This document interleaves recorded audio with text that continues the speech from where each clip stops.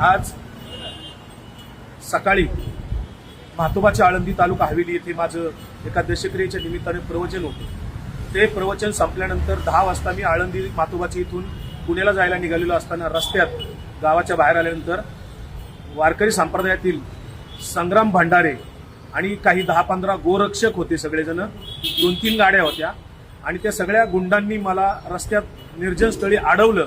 माझी गाडीवर मला उतरून माझ्या अंगावर 2-3 शाईच्या बाटल्या ओतल्या, मला धक्काबुक्की केली आणि 2 जणांच्याकडे रिव्हॉल्वर होते। ते सगळेजण मला जीवे मारण्याची धमकी देत होते। तितक्यात लोक जमत असताना ते मात्र तात्काळ पळून गेले।